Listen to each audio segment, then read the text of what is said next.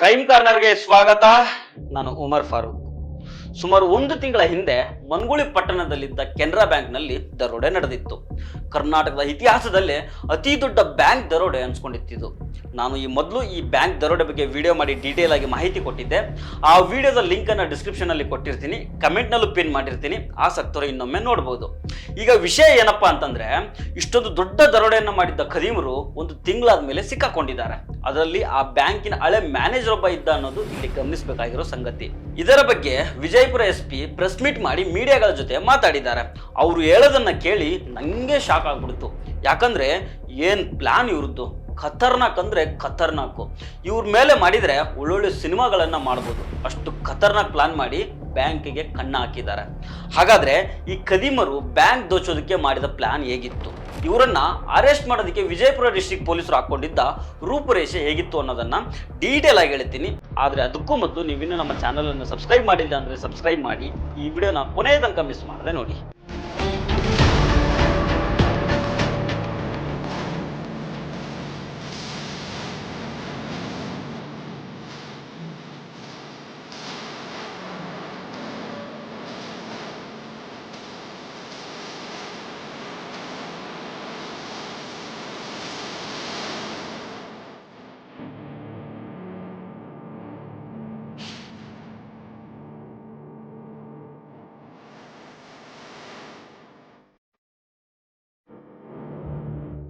ಮನಗುಳಿ ಕೆನರಾ ಬ್ಯಾಂಕಿನ safe locker ನಲ್ಲಿದ್ದ cash ಮತ್ತು ಬಂಗಾರವನ್ನ 1 ತಿಂಗಳ ಹಿಂದೆ ದರೋಡೆ ಮಾಡಲಾಗಿತ್ತು. ಹತ್ತತ್ರ 59 ಕೆಜಿ ಚಿನ್ನಾಭರಣ, ಇದರ ಮೌಲ್ಯ 53 ಕೋಟಿ ರೂಪಾಯಿ ಆಗ್ತಾ ಇತ್ತು. ಇದರ ಜೊತೆಗೆ 5 ಕೋಟಿ 20 ಲಕ್ಷ ರೂಪಾಯಿಯನ್ನ ಬ್ಯಾಂಕ್ನಿಂದ ಕಳುವು ಮಾಡಲಾಗಿತ್ತು. ಈ ಕೇಸ್ಗೆ ಸಂಬಂಧಪಟ್ಟಂತೆ ಇದೇ ಕೆನರಾ ಬ್ಯಾಂಕಿನ ಮನಗುಳಿ ಬ್ರಾಂಚಿನಲ್ಲಿ ಈ ಮೊದಲು ಮ್ಯಾನೇಜರ್ ಆಗಿದ್ದ ವಿಜಯ್ ಕುಮಾರ್ ಮಿರಿಯಾಲ ಮತ್ತು ಆತನ 2 ಸಹಚರರನ್ನ ಪೊಲೀಸರು ಈಗ ಅರೆಸ್ಟ್ ಮಾಡಿದ್ದಾರೆ. ವಿಚಾರಣೆಯಲ್ಲಿ ಈ 3 ಖದೀಮರು ದರೋಡೆಗೆ ಹೇಗೆಲ್ಲ ಸ್ಕೆಚ್ ಹಾಕಿದ್ರು ಅನ್ನೋ ವಿಚಾರ ರಿವೀಲ್ ಆಗಿದೆ.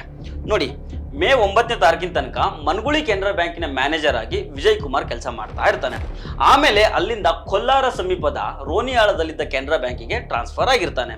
ಇದಕ್ಕೂ ಮೊದಲು ಅಂದ್ರೆ ಇವನು ಟ್ರಾನ್ಸ್ಫರ್ ಆಗೋಕ್ಕೂ ಮೊದಲೇ ಏಪ್ರಿಲ್ ಹಾಗೂ ಮೇ ತಿಂಗಳಲ್ಲೇ ಬ್ಯಾಂಕಿನ ಸೇಫರ್ ಲಾಕರ್ ಕೀಗಳನ್ನ ತನ್ನ ಸಹಚರರಿಗೆ ಕೊಟ್ಟು ನಕಲಿ ಕೀ ಮಾಡಿಸಿರ್ತಾನೆ. ಇದಿಷ್ಟೇ ಅಲ್ಲದೆ ಈ ನಕಲಿ ಕೀಗಳು ಸರಿಯಾಗಿ ಕೆಲಸ ಮಾಡ್ತಾ ಇದ್ದಾವೋ ಇಲ್ವೋ ಅಂತ ನೋಡೋದಿಕ್ಕೆ ತಾನೇ ಹಲವಾರು ಬಾರಿ ಟೆಸ್ಟ್ ಅಂಡ್ ಟ್ರಯಲ್ ಮಾಡಿರ್ತಾನೆ. ಯಾಕಂದ್ರೆ ಈ ಮ್ಯಾನೇಜರ್ ಅವಾಗಿನ್ನು ಅದೇ ಮನಗುಳಿ ಬ್ರಾಂಚ್ ನಲ್ಲೇ ಇರ್ತಾನೆ. ಇವನೆಂತ ಚಾಲಾಕ್ ಅಂದ್ರೆ ಮನಗುಳಿ ಕೆನರಾ ಬ್ಯಾಂಕ್ ನಿಂದ ತನಗೆ ಟ್ರಾನ್ಸ್ಫರ್ ಸಿಕ್ಕಿರೋದು ಕನ್ಫರ್ಮ್ ಆಗಿರುತ್ತೆ.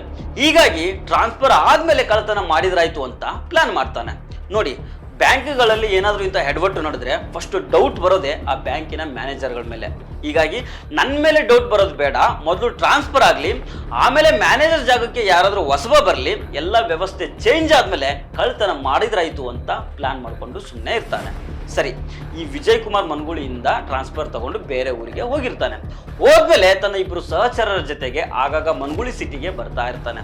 ಹೇಗೆ ಕಳುವು ಮಾಡಬೇಕು, ಯಾವ ರೀತಿ ಒಳಗೆ ಹೋಗ್ಬೇಕು, ಒಳಗೆ ಏನ್ ಮಾಡಬೇಕು, ಆಮೇಲೆ ಹೇಗೆ ಎಸ್ಕೇಪ್ ಆಗಬೇಕು, ಮನಗುಳಿ ಸಿಟಿಯಲ್ಲಿ ಎಲ್ಲಿ ಕ್ಯಾಮ್ರಾಗಳಿದ್ದಾವೆ, ಬ್ಯಾಂಕ್ನಲ್ಲಿ ಯಾವ ಜಾಗದಲ್ಲಿ ಕ್ಯಾಮ್ರಾ ಇದೆ, ಯಾವ ಜಾಗದಲ್ಲಿ ಇಲ್ಲ, ಯಾವ ದಾರಿಯಲ್ಲಿ ಬರಬೇಕು, ಯಾವ ದಾರಿಯಲ್ಲಿ ಹೋಗಬೇಕು, ಇದೆಲ್ಲವನ್ನ ತನ್ನ ಸಹಚರರ ಜೊತೆಗೆ ಡಿಸ್ಕಸ್ ಮಾಡಿರ್ತಾನೆ.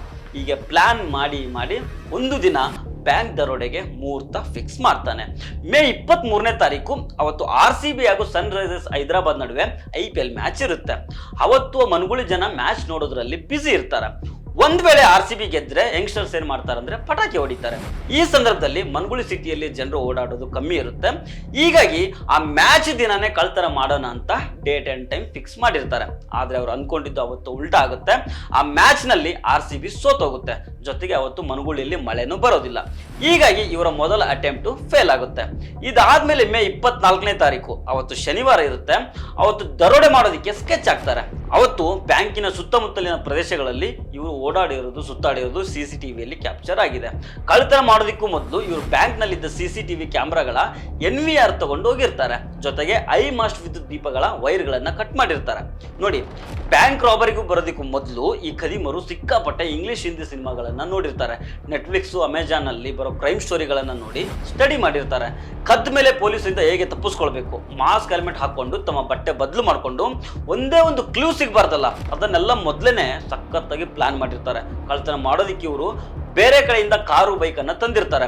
ಅವನ್ನ ಹೇಗೆ ಯೂಸ್ ಮಾಡಬೇಕು ಅನ್ನೋದನ್ನು ಕೂಡ ಪ್ಲಾನ್ ಮಾಡ್ಕೊಂಡೇ ಬಂದಿರ್ತಾರೆ. ಮೊದಲು ತಮ್ಮನ್ನ ಯಾರು ಗುರುತು ಹಿಡಿಬಾರ್ದು ಅನ್ನೋ ಕಾರಣಕ್ಕೆ ಹೆಲ್ಮೆಟ್ ಹಾಕೊಂಡು ಮನಗುಳಿಯಲ್ಲಿ ತಿರುಗಾಡ್ತಾ ಇರ್ತಾರೆ. ಆಮೇಲೆ ಆ ಬೈಕುಗಳು ಎಲ್ಲಿ ಹೋದ್ವು ಅನ್ನೋದು ಗೊತ್ತಾಗಬಾರ್ದಲ್ಲ, ಅದಕ್ಕೆ ಆ ಬೈಕುಗಳನ್ನ ಟ್ರಕ್ ನಲ್ಲಿ ಹಾಕಿ ಬೇರೆ ಕಡೆಗೆ ಸಾಗಾಟ ಮಾಡಬೇಕು ಅಂತ ಪ್ಲಾನ್ ಹಾಕೊಂಡು ಬಂದಿರ್ತಾರೆ.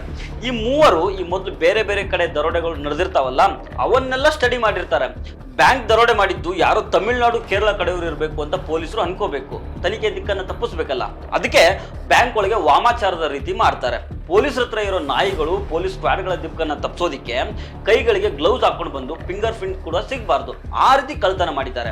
ಇಲ್ಲಿ ವಿಶೇಷ ಏನಂತಂದ್ರೆ ಈ ಮೂವರು ಖದೀಮರು ಹುಬ್ಬಳ್ಳಿ ಮೂಲದವರು. ಅದರಲ್ಲಿ ವಿಜಯ್ ಕುಮಾರ್ ಕೆನರಾ ಬ್ಯಾಂಕ್ ಮ್ಯಾನೇಜರ್ ಆಗಿ ಕೆಲಸ ಮಾಡ್ತಾ ಇದ್ರೆ, ಉಳಿದಿಬ್ರು ಬೇರೆ ಬೇರೆ ರೀತಿಯ ಬಿಸ್ನೆಸ್ ಅನ್ನ ಮಾಡ್ತಾ ಇರ್ತಾರೆ. ಆರಂಭದಲ್ಲಿ ಇದು ಪೊಲೀಸರಿಗೆ ಸಿಕ್ಕಾಪಟ್ಟೆ ಟಫ್ ಕೇಸ್ ಆಗಿತ್ತು. ಒಂದೇ ಒಂದು ಕ್ಲೂ ಬಿಟ್ಟಿರ್ಲಿಲ್ಲ ಈ ಖದೀಮರು. ಪೊಲೀಸರು ಈ ಕೇಸ್ ಸಲುವಾಗಿ 8 ಟೀಮ್ ಮಾಡಿದ್ರು, ದೇಶಾದ್ಯಂತ ಹುಡುಕಾಟವನ್ನ ನಡೆಸಿದ್ರು. ಕೊನೆಗೆ ಈ ಮೂವರು ಖದೀಮರು ಗೋವಾದಲ್ಲಿ ಸಿಕ್ಬಿದ್ದಿದ್ದಾರೆ. ಇವರೇನೋ ಬಂಗಾರನ ಕರಗಿಸಿ ಗಟ್ಟಿ ಮಾಡಿದ್ರಂತೆ, ಅದರಲ್ಲಿ ಸ್ವಲ್ಪ ರಿಕವರಿ ಮಾಡಿದ್ದಾರೆ. ಪ್ರೆಸ್ ಮೀಟ್ ನಲ್ಲಿ ಲಕ್ಷ್ಮಣ್ ನಿಂಬರ್ಗಿ ಅವರು ಒಂದು ಮಾತು ಹೇಳ್ತಾರೆ, ಇದು ಚಾಪ್ಟರ್ 1 ಅಷ್ಟೇ, ಇನ್ನು ಬಂಗಾರ ಕ್ಯಾಶ್ ನ ರಿಕವರಿ ಮಾಡೋದಿದೆ, ಬೇರೆ ಆರೋಪಿಗಳಿದ್ದಾರೆ, ಅವರನ್ನ ಅರೆಸ್ಟ್ ಮಾಡೋದಿದೆ, ಅದಾದ್ಮೇಲೆ ಚಾಪ್ಟರ್ 2 ಹೇಳ್ತೀನಿ ಅಂತ ಹೇಳಿದ್ದಾರೆ. ಈಗ ಈ ಪ್ರಕರಣದಲ್ಲಿ ಆರೋಪಿಗಳಾದಂತಹ ವಿಜಯ್ ಕುಮಾರ್ ಮಿರಿಯಾಳು 41 ವರ್ಷ, ಈತ ಬ್ಯಾಂಕ್ ಮ್ಯಾನೇಜರ್ ಆಗಿ ನಮ್ಮ ಕೋಲಾರ ತಾಲೂಕಿನ ರೋಣಿಹಾಳ್ ಬ್ಯಾಂಕಲ್ಲಿ ಕೆಲಸ ಮಾಡ್ತಾ ಇದ್ದಾನೆ. ಸೊ ಈತ ಮುಂಚೆ ಇಲ್ಲಿ ಮನಗುಳಿಯಲ್ಲಿ ಬ್ಯಾಂಕ್ ಮ್ಯಾನೇಜರ್ ಆಗಿ ಕೆಲಸ ಮಾಡಿದಂತಹ ವ್ಯಕ್ತಿ ಆಗಿರ್ತಾನೆ. ಈ ಮೂವರು ಈಗ ಆರೋಪಿಗಳನ್ನ ನಾವು ಬಂಧನ ಮಾಡಿದ್ದೀವಿ. ಈ 3 ಜನ ಆರೋಪಿಗಳಿಂದ ಅವರು ಕೃತ್ಯಕ್ಕೆ ಬಳಸಿದಂತಹ 2 ಕಾರುಗಳು, ಅದರ ಜೊತೆಗೆ ಅವರಿಂದ ರಿಕವರಿ ಆದಂತಹ ಸುಮಾರು 10.5 kg ಕರಗಿಸಿದ ಬಂಗಾರ ಮತ್ತು ಆಭರಣಗಳನ್ನು ಈ 3 ವ್ಯಕ್ತಿಗಳಿಂದ ವಶಪಡಿಸ್ಕೊಂಡಿದ್ದೀವಿ. ಸುಮಾರು 10,75,00,000 ವ್ಯಾಲ್ಯೂವಿನ ವಸ್ತುಗಳನ್ನು ಅವರಿಂದ ಈ 3 ಜನ ವ್ಯಕ್ತಿಗಳಿಂದ ವಶಪಡಿಸ್ಕೊಂಡಿದ್ದೀವಿ. ಈ ಪ್ರಕರಣದಲ್ಲಿ ಇನ್ನೂ ಹಲವಾರು ಆರೋಪಿಗಳು ಹೊರಗಿದ್ದು ಅವರಲ್ಲಿದ್ದಂತಹ ಮಾಲುಗಳನ್ನು ನಾವು ವಶಪಡಿಸಿಕೊಳ್ಳೋದು, ಅವ್ರನ್ನ ಪತ್ತೆ ಮಾಡೋದು ಮತ್ತು ವಶಪಡಿಸಿಕೊಳ್ಳುವುದು ಕೂಡ ಬಾಕಿ ಇದೆ. ನೋಡೋಣ, 1ನೇ ಚಾಪ್ಟರ್ ಸುಸ್ತು ಮಾಡೋ ರೀತಿ ಇದೆ, ಚಾಪ್ಟರ್ 2 ಹೆಂಗಿರುತ್ತೋ. ಆದರೆ ಇಲ್ಲಿ ವಿಜಯಪುರ ಪೊಲೀಸರು ಸಾಕಷ್ಟು ಶ್ರಮ ಹಾಕಿದ್ದಾರೆ, ಅವರಿಗೊಂದು ಸಲ್ಯೂಟ್ ಅನ್ನ ಹೇಳಲೇಬೇಕು. ಸೊ ಫ್ರೆಂಡ್ಸ್, ಇದು ಇವತ್ತಿನ ಕ್ರೈಮ್ ಕಾರ್ನರ್. ಮತ್ತೆ ಭೇಟಿ ಆಗ್ತಿರೋಣ. ನಮಸ್ಕಾರ.